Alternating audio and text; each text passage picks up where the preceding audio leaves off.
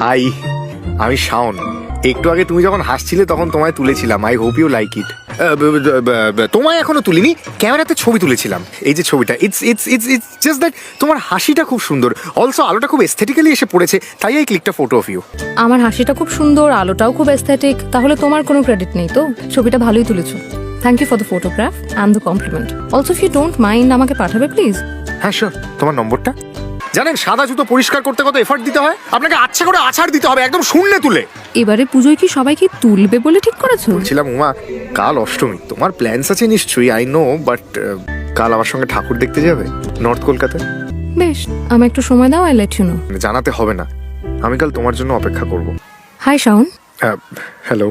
Sorry, একটু দেরি হয়ে গেল। ঠিক আছে ঠিক আছে, দেরি তো হতেই পারে, তাও আবার অষ্টমীর দিন। যাওয়া যাক। হ্যাঁ, কিন্তু কোথায়? আপাতত মেট্রোতে উঠি, তারপর ঠিক করব। স্মার্ট কার্ড তো?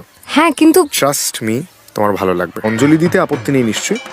না গো, খুব আপত্তি আছে। এই, আরে এই, কি হয়েছে? বেলপাতা দিয়েছে?